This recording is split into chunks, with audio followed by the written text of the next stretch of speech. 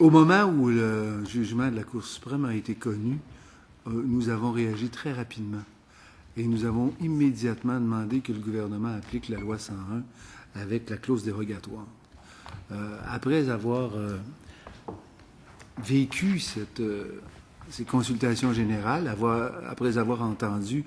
les très nombreux groupes qui sont venus avec, ma foi, des mémoires extrêmement documentées dans plusieurs cas, est-ce que cette position-là a évolué d'une façon notable? À l'évidence, les différents mémoires, les intervenants, ont confirmé que la position que nous avions prise dès après le jugement de la Cour suprême était la bonne position, c'est-à-dire la stricte application de la loi 101. Pourquoi? Parce que ce jugement venait de défaire un consensus qui avait été voté à l'unanimité et qu'en conséquence, il apparaît impérieux que la loi 101 s'applique. Les raisons qui justifient l'application de la loi 101 sont des raisons extrêmement fortes et on a pu comprendre au fil du temps que ces raisons-là, qui de prime abord pourraient être que des raisons, disons, politiques ou législatives, en fait puisent profondément dans l'inquiétude, d'une part, que nous avons sur la situation du français au Québec, et d'une part, et d'autre part, dans le fait que pour accéder à la mondialisation, il nous apparaît évident qu'il ne faut pas seulement avoir une attitude de se préserver, mais qu'il faut au contraire avoir une attitude extrêmement ouverte. Et dans cette ouverture-là, il serait absurde de renoncer à l'atout principal que nous avons comme nation, c'est-à-dire cet atout étant celui de naître dans une nation de langue et de culture francophone. Et on peut imaginer que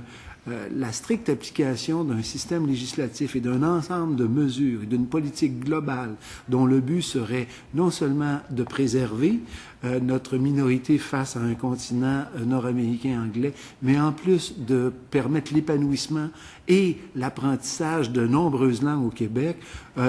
peut être un projet extrêmement exaltant, puisque plutôt que de considérer qu'il s'agit d'une attitude défensive, je pense que ce qui est clair, c'est qu'on pourrait considérer aussi qu'il s'agit d'une richesse, et que s'il y a un endroit en Amérique où on devrait parler l'anglais, l'espagnol, le portugais, le français, à tout le moins, les 4 langues qui existent dans les Amériques, ça devrait être le Québec. Et j'ai toujours pensé qu'on était, nous, au cœur de ce qui est exactement dans la même situation que l'ont été les personnes qui sont arrivées de France il y a 400 ans, c'est-à-dire qu'ils ont découvert un continent, qu'ils ont été les truchements qui ont permis de nommer ce continent-là. De la même façon, il m'apparaît que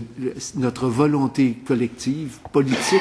pourrait nous permettre d'être les défricheurs d'un continent qui sera celui d'une mosaïque culturelle, d'une diversité culturelle, et on a déjà entrepris certains gestes en ce sens. C'est donc dire que je souhaite ardemment que la position que nous avons recommandée soit entérinée. Et rien ne me ferait plus plaisir que le gouvernement accepte de retirer un projet de loi qui, à l'évidence, ne reçoit l'approbation de personne ou de personne, et entérine avec nous une application de la loi 101, et ce qui permettrait d'amorcer une véritable réflexion sur les autres véritables enjeux qui sont mis en cause. Et je les résume en disant non seulement la protection, mais l'épanouissement d'une langue, non seulement le refermement, non pas le refermement, mais l'épanouissement d'une nation.